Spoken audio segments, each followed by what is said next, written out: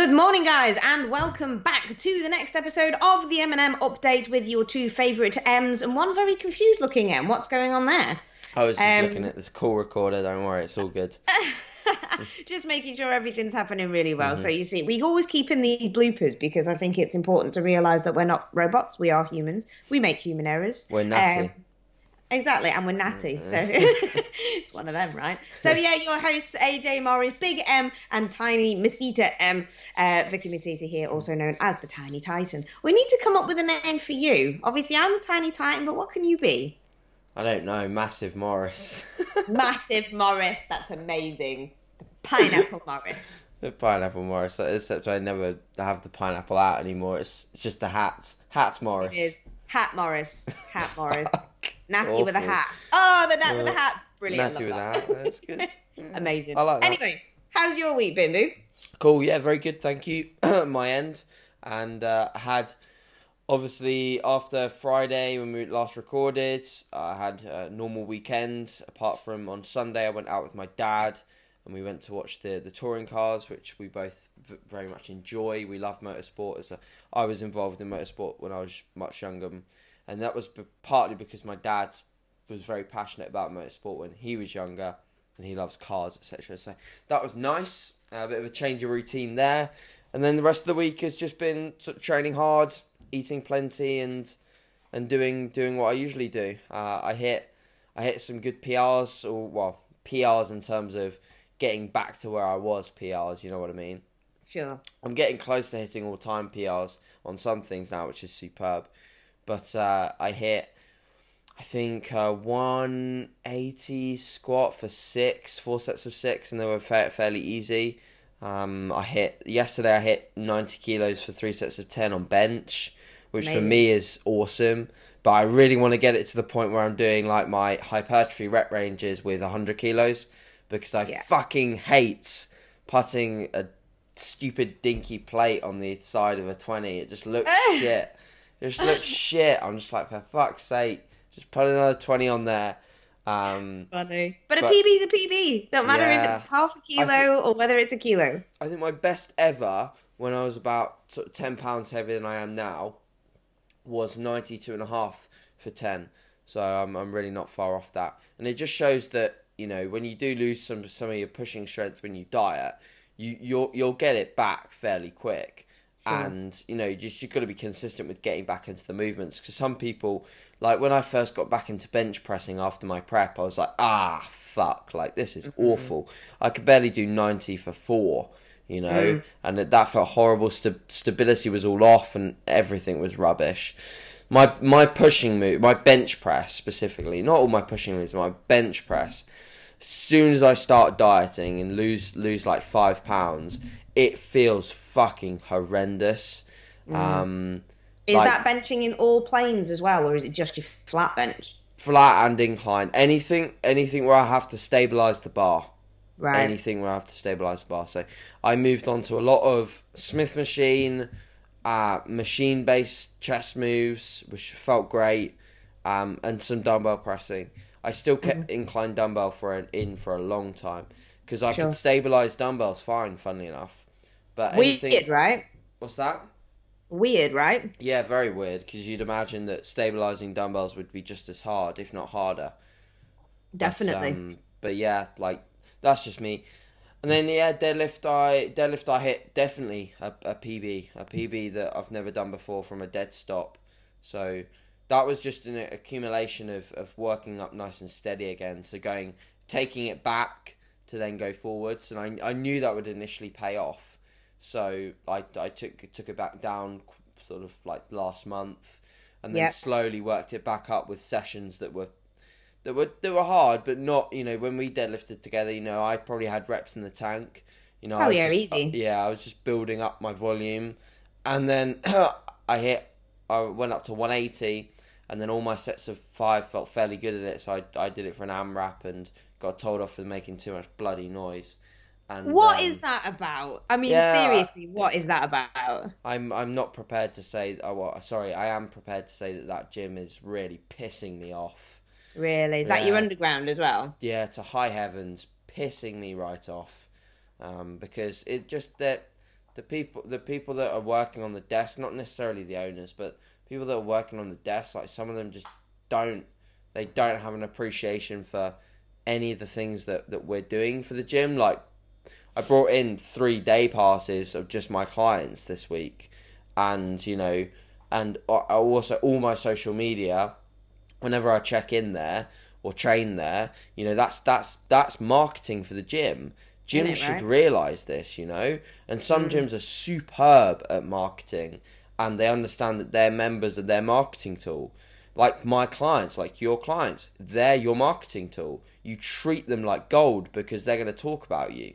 So if you're not treating your members like gold, or you're being silly with pernickety little things, then you're gonna get them talking shit about you, and they're very pernickety about as making too much noise when we're on the hack squat as well, like too much grunting. My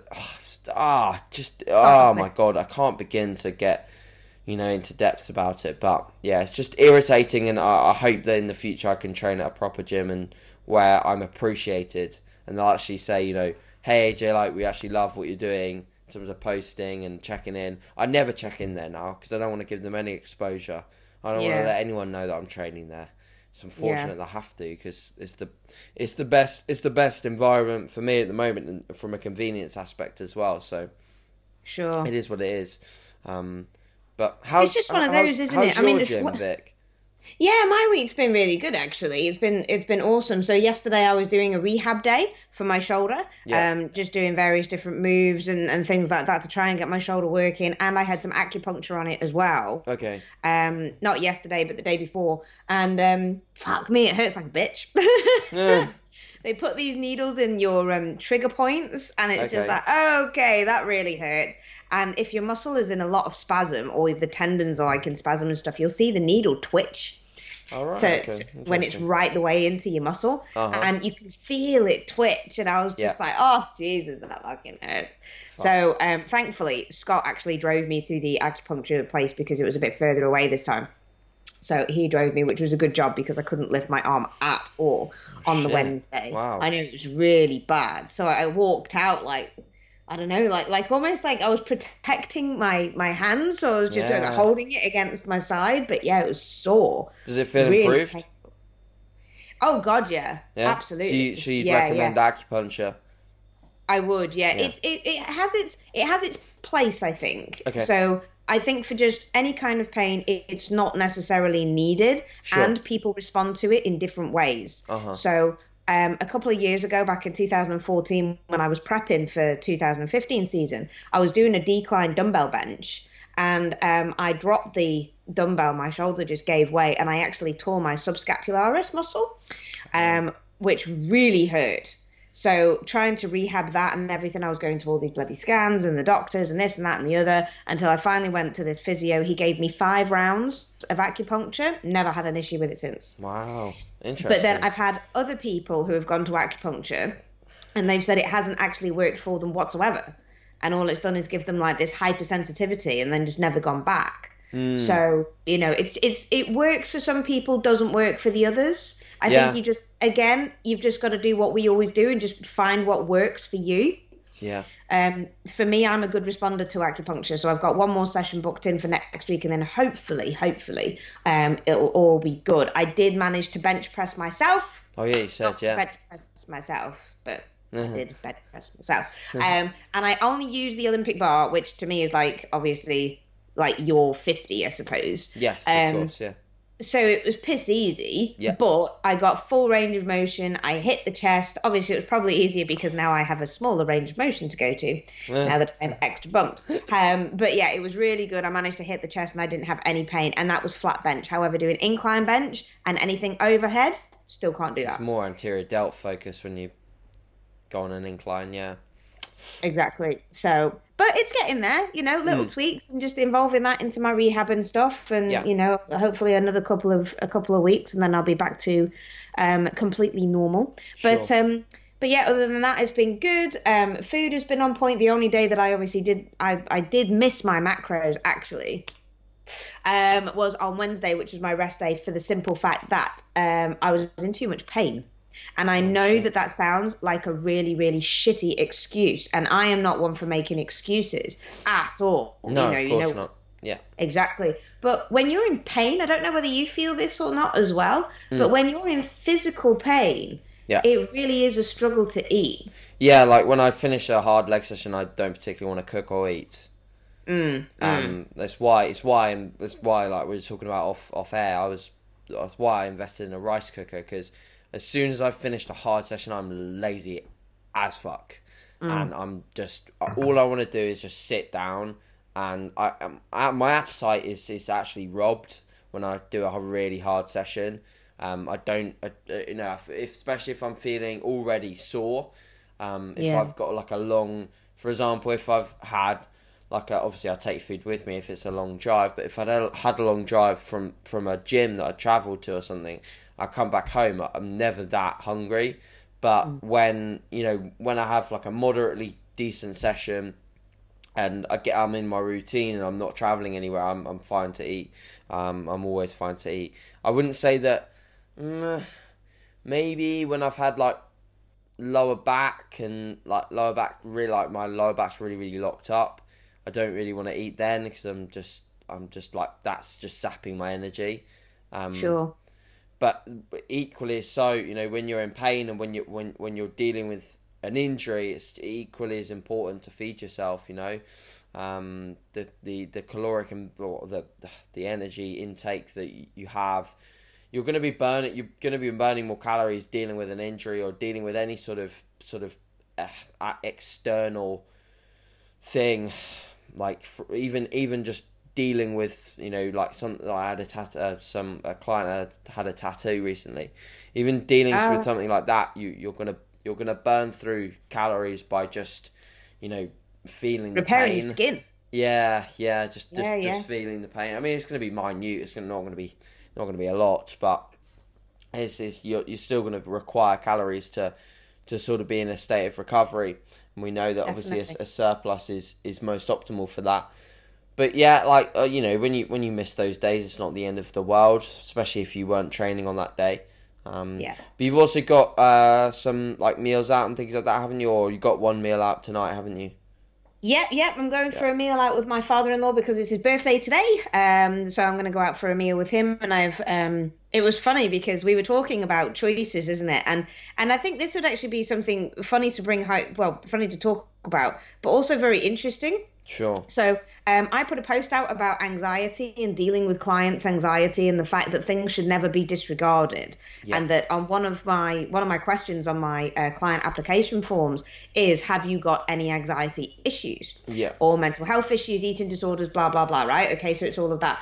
And it's really important to identify these anxieties so you can work on them. Now, somebody's anxiety might actually be going to a gym. Sure. One of my biggest anxieties, especially over the last kind of 3 years, was eating out. Yeah. And it was a big thing for me to go out to a pizza place with my daughter for a birthday last year and have a pizza and not feel that anxiety. But I had already chosen what pizza I was going to have, and I put it into my macros, and that's what relieved the anxiety for me, which was great.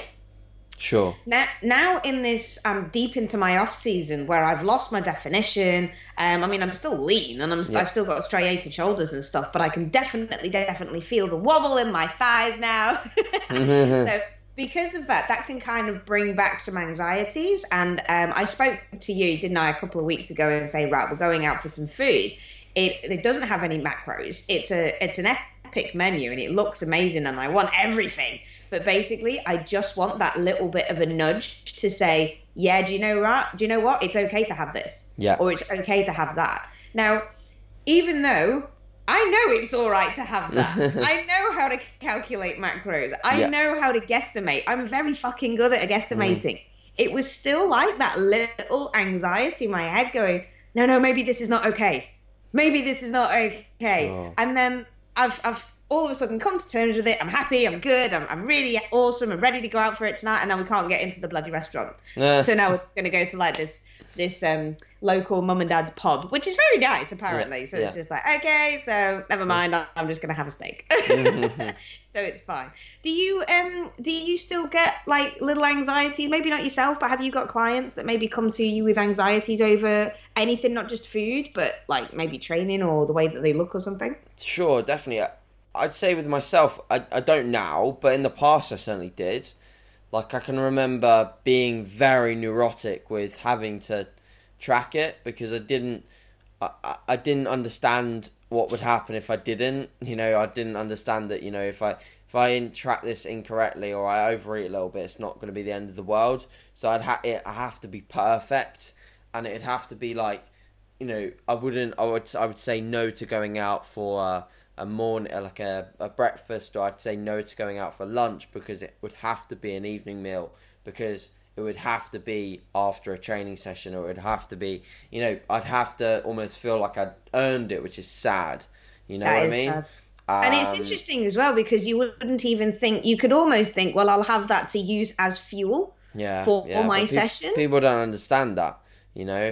They don't appreciate that the caloric environment you put yourself in is not just for the day; it's for the several days that are around the day of eating. Sure. So yeah, in the past I was certainly more neurotic when it comes to eating out, but now, unfortunately, I don't very frequently eat out because my family don't eat out that often, and I don't force it. I don't sort of say I don't really need to eat out. I don't have I like the food that I eat. I like the food that I eat a lot. So yeah, you're not a massive foodie person, are you now? Massively, no. I used to be. I used to be when I was more on the lines of flexible dieting, and really, I mean, it's not that I'm against flexible dieting in a concept, because for a general population client, it works like a fucking dream, and it's awesome, and they can learn so much about different foods. Definitely. But from a bodybuilding perspective, I'm just very basic. I like eating, you know, the same foods every day, very similar structure in that sense.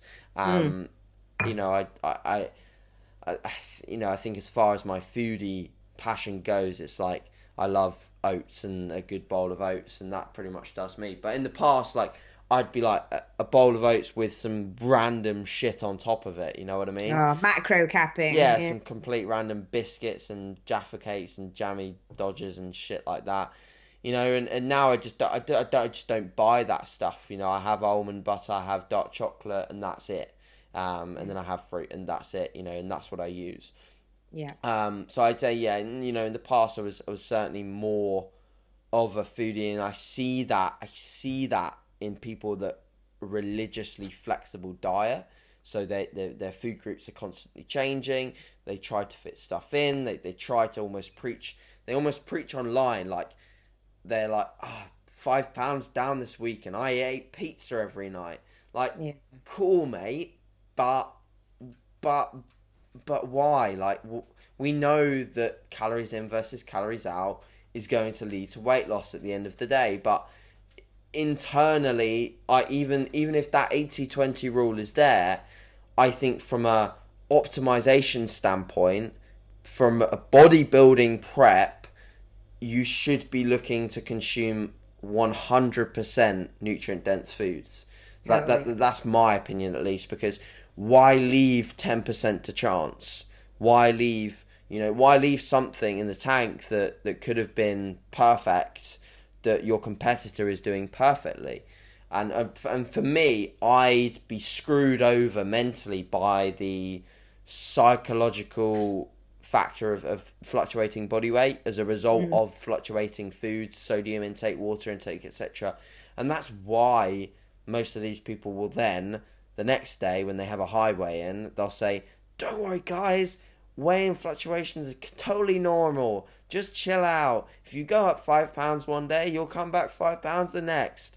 Well, guess what? We wish, right? Guess what? And it's the same with the bloating bullshit as well, which I posted the other day. But, well, guess what? If you, if you ate very similar foods on a daily basis, you'd have very consistent scale data.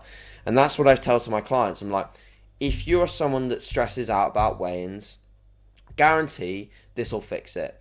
Eat the same foods at relatively the same times every single day, and you'll notice a very minute fluctuation in body weight. The main changes that you'll see is when you get a bit behind on your water, or you hydrate slightly more because you're up more hours in the day, or you come on cycle as a female, or you're just visiting a higher moment of stress in your life, which some people, it can affect others in different ways. Like, for example, when I'm super stressed, I don't tend to see any difference in scale weight. It sort of stays the same. But for me, you know, when I was dieting, and even now, my scale weight really doesn't change. Maybe throughout the week, the variance will be usually 0.2 maximum, like no more than that. And then obviously when I'm in a gaining phase or in a diet, it'll usually say the same up, or the same down. That's it. But that's perfect for me, because I don't want to wake up one morning 4 fucking pounds heavier and be like, well, is that fat gain? Because it's not. Yeah, exactly. But I'd be like, fuck that weigh-in. I wouldn't even write it on my tracker, because I'd be like too pissed off with it. So, I mean, I think that's something that people need to take home, is like, just, you know, create consistency and you'll get consistent data. It can be something really minute as well. Yeah. So, like, talking about the bloating thing. Yeah. I had a different, like, sometimes I was having some chicken sausages, and I've just basically, you know, those heck ones. Oh yeah, they're quite high sodium. Those are.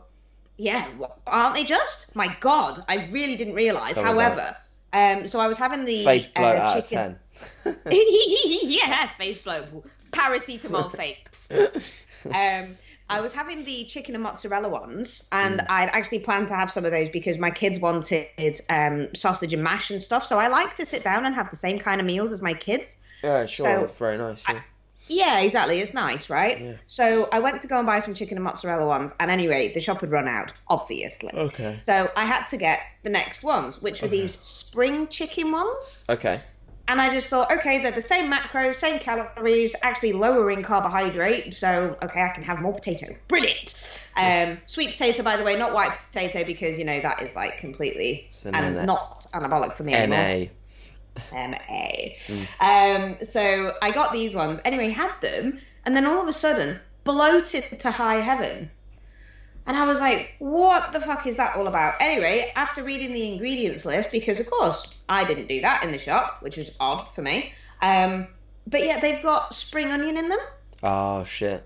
And onion was one of those things that made me bloat. And I've realised that broccoli makes me bloat as well. Oh, okay, so, that's quite normal. Yeah, but like bad style, like to the point where I'm looking, I had 100 grams of broccoli yesterday. First time in God knows how long. 100 grams of broccoli split between 2 meals as well. So throughout the day, just that. And I was 7 months pregnant. Oh, Jesus Christ. Right? What the hell? Yeah. And, of course, crazy weigh-ins this week. You know, my average is like 116.6, and it kind of stays there. I had to check my scales to make sure that they weren't broken because they hadn't moved in such a long time. But then all of a sudden, you know, after the whole broccoli bloating incident, poor digestion again, felt sluggish, didn't sleep at all last night because of it. God, no. Crazy high weigh-in, 119. 119. Oh, God. Right? How much does fucking broccoli weigh? It's just all inflammation. It is, Your body just does not like stuff like that. It doesn't like raffinose. Raffinose, that bloody extra Ninja Turtle. Yeah. You know, he just creeps in like a ninja. Boom. In all of these things. Raffinose. So guys, if you do actually have these bloating things, bastard. Yeah, I know, right? The bloating Ninja Turtle. That's what I'm going to call him. Raffinose, the bloating Ninja Turtle. But have a look and see what raffinose actually is in things. So things like onions, and what was the other things like onions, broccoli, cauliflower, asparagus. All of that malarkey. Yeah, asparagus. Yeah, asparagus, because, you know, for the dehydration. Yeah. Have asparagus for dehydration, but, you know, have asparagus. But gain 5 pounds of scale weight. Have an IFBB Pro belly. Oh dear, never mind. But yeah, have a look at these certain things. So I know that raffinose is something that I literally just cannot digest. So and things like beans as well. Yeah, so beans, for all legumes, etc. Yeah. All the hashtag vegans out there, if you've got a problem with raffinose, basically you're fucked. You're fucked. Yeah, game over. But yeah, stick to getting sponsored by the Meat Man. So we've got to shout out Jack Thorburn every time. Sponsored by the Meat Man. Good, actually. I haven't ever looked on that website. I ordered some meat off. You'll probably seen it on my story. It was the Scottish butcher that like Vicky McCann and some of the other BNBF guys use, called John Davidson. Yeah. They do this steak that's super lean. Yeah, the Piedmontese beef. So I haven't tried it yet. I've got a bag defrosting in the fridge. So it's nice. Yeah, apparently it's good. Apparently it's good. So I'm excited. And the delivery is absolutely epic as well. I just want to give a shout out to John Davidson because the delivery of it is really good. You order it, it comes through. None of this muscle food shit. Yeah. It's packed really nice. Yeah, I was really impressed. Yeah. Yeah, so even the I don't know if you get them or not, but I had them last year for my prep and stuff. But even the Vietnamese beef steak burgers. Oh yeah, because they're apparently just the meat, isn't it? It's literally the fillet minced up with, I think there's a little bit of salt and pepper seasoning in it, and that's it. But there's nothing else in them, and they're absolutely great. And anything that they do to like the meatballs or the sausages that they do and stuff, because they do the chicken ones as well. All of the macros are all on their site. So it's top quality stuff actually. And Vietnamese beef does have a really nice taste to it. See, this is my inner chef coming out. It's got that nice taste, and it's not got any raffinose in it. So everybody can eat it, apart from vegans. Yeah, vegans cannot have it. It's pure cattle. No, pure cattle. So, but there you are. Cool. Wicked. Well, where are we at? We're at about 30 minutes already by just rambling away about beef, raffinose and bloating. So, and a little bit of anxiety. Yeah, sure. Anxiety. I think there was some little knowledge bombs in there. Yeah, there was a few knowledge bombs for sure. Yeah. Cool. So what have you got on for the rest of the day, Vic? So later on today, I have got some physio at 9:30, so I'm going to get that sorted out. I'm going to have a video session, so I'm doing some videoing with Dave Crossland later on. This is all going to be about perfect execution on how to execute certain leg movements. Great. So that's going to go up. That's one thing that we can leave on, actually, is good execution of movements. I had a new client come on board with me last week, and she was basically paying, I think it was like £100 a month or something to this coach, who gave her a training and a nutrition plan to stick to. Never asked her whether she could actually perform a squat, never asked for any videos or forms execution wise.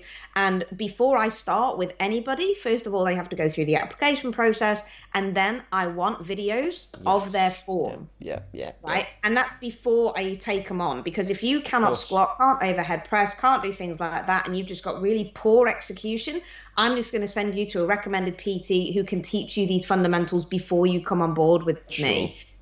And this is before I take any payment, right? So she was absolutely beside herself, the fact that I was analysing everything and giving all these feedbacks with voice notes and various other bits. And she's like, shit, could not overhead press to save a life. Yeah. Turn it to like a push press, can't hip thrust, can't squat. And I'm like, dude, I'm sorry. Can't do online coaching. No, exactly. I was like, give me your area. I know very good people in and around that area, and I will only recommend certain people to go and coach you who can coach these things. So looking at exercise execution, if you can get a technique session in, Dave Crossland is highly recommended. Other people at M10, very recommended in execution styles for exercise. Do you know anybody else who you want to recommend for highlighting it? I'd say M10 would be the best if you wanted to do something that would teach you a lot more in depth, and they're very good from a client perspective as well. So working with clients to help them with execution. Integra as well in London. Yeah, they're very, very good at movement analysis and also movement prep. And then obviously following a lot of what they do with BPAC and MI40. Sure. There's a lot of videos on there that are great. M10 did a long video series as well, where Mark Coles takes you through a lot of different movements and how to execute, essentially. So that's good. Other than that, pretty much it. Yeah. You know, I think sometimes it's beneficial to look at, you know, when you're struggling with something like a squat or a deadlift, maybe looking at towards not only just, you know, bodybuilding coaches or practitioners in that field, but looking more towards like really good elite powerlifters or even weightlifting clubs, just so you can learn how to move in that plane. So like Definitely. one of my clients who is unfortunately very experienced within bodybuilding, you know, has competed in multiple years. His squat is just abysmal. And, you know, I said to him, I was like, I've helped you with everything else. I can help you with the small changes that you've made on the hack, on the leg press and the leg, because we had to change everything. Everything was pretty crap. Wow. It's just like he just wasn't paying attention to anything he was doing. Just rushing it. Just every bit of movement just looked awful. Goddamn awful. And I was very honest with him. And then we fixed all of that, which took a long time. Several hours of video analysis. It's like week 1, here we go, right, let's fix this. Week 2, do me another video. Week 3, do me another video. I was like, Jesus Christ. But because most of my clients send me videos and I'm like, yeah, pretty good. Yeah. Small tweaks, but pretty good. That's the majority of the people that I coach. But his squat is something that I just can't fix by telling him something.